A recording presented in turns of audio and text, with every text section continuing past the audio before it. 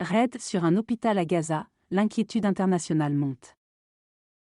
L'armée israélienne poursuit jeudi 16 novembre son raid dans le principal hôpital de la bande de Gaza, un site militaire stratégique du Hamas selon elle où s'entassent des milliers de civils palestiniens, ce qui suscite de vives inquiétudes et critiques.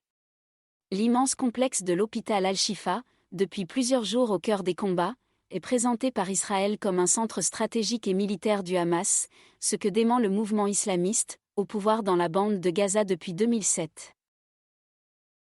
Les bulldozers israéliens ont détruit en partie l'entrée sud. Mercredi soir, le général Yaron Finkelman a indiqué sur Telegram que l'armée poursuivait son opération ciblée dans l'hôpital, débutée mercredi, alors que les combats faisaient rage depuis des jours dans ce secteur de l'ouest de la ville de Gaza. Et l'armée israélienne a confirmé jeudi à l'AFP que ses soldats étaient toujours déployés dans cet hôpital où se trouvent, selon l'ONU, environ 2300 personnes, patients, soignants, déplacés. Les bulldozers israéliens ont détruit en partie l'entrée sud du complexe, près de la maternité, déjà endommagée par des tirs d'obus de char ces derniers jours, a rapporté dans la nuit le ministère de la Santé du Hamas. Débat sur la présence d'armes. L'armée israélienne affirme avoir trouvé des munitions, des armes et des équipements militaires du Hamas dans cet hôpital, publiant des images ce qu'elle affirme être des armes, des grenades et d'autres équipements. L'armée israélienne n'a trouvé ni armes ni équipements militaires à Al-Shifa, assure le ministère de la Santé du Hamas, affirmant ne pas autoriser la présence d'armes dans ces établissements. L'AFP n'a pas été en mesure de vérifier de manière indépendante ces affirmations. Des dizaines de soldats israéliens, certains encagoulés, avaient fait irruption tôt mercredi dans l'hôpital Al-Shifa, selon un journaliste collaborant avec l'AFP sur place. Tous les hommes de 16 ans et plus, levez les mains en l'air et sortez des bâtiments vers la cour intérieure pour vous rendre, ont crié des soldats. Et des soldats ont aussi fouillé des femmes et des enfants en pleurs, d'après le journaliste sur place. Condamnation. Israël a juré d'anéantir le Hamas depuis l'attaque sanglante lancée par le mouvement palestinien sur son sol le 7 octobre. Côté israélien, environ 1200 personnes ont été tuées, essentiellement des civils massacrés ce jour-là, selon les autorités. Le mouvement islamiste est classé organisation terroriste par Israël, les États-Unis et l'Union européenne. En représailles, Israël pilonne sans relâche la bande de Gaza, soumise à un siège presque total. Les bombardements israéliens ont fait 11 500 morts, majoritairement des civils, parmi lesquels 4 710 enfants, selon le gouvernement du Hamas.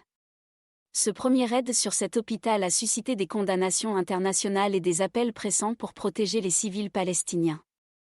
Le président américain Joe Biden soutient clé d'Israël dans sa guerre contre le Hamas, a appelé dans la nuit de mercredi à jeudi son allié à être extrêmement prudent dans la conduite de son opération à l'hôpital. L'ONU appelle à des pauses. Sortant du silence pour la première fois depuis le début du conflit, le Conseil de sécurité de l'ONU a appelé à des pauses et des couloirs humanitaires dans la bande de Gaza. Ce texte a recueilli 12 voix pour et 3 abstentions, États-Unis, Royaume-Uni, Russie. En Israël, la pression s'accentue sur le gouvernement du Premier ministre Benjamin Netanyahou sur la question des otages. Mardi, des proches des otages ont entamé à Tel Aviv une marche de 5 jours vers Jérusalem pour réclamer un accord sur leur libération. Israël a recensé quelques 240 personnes enlevées le 7 octobre, dont des ressortissants étrangers. Une otage a accouché en captivité dans la bande de Gaza, a affirmé mercredi l'épouse de Benjamin Netanyahou. Alors que des pourparlers se tiennent par l'intermédiaire d'une médiation du Qatar pour la libération des otages, Joe Biden s'est dit relativement optimiste. Crise politique en Israël.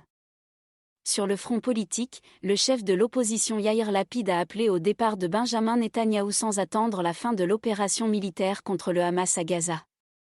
Nous ne pouvons nous permettre de mener une longue campagne avec un Premier ministre en lequel la population n'a plus aucune confiance, a-t-il déclaré à la chaîne N12.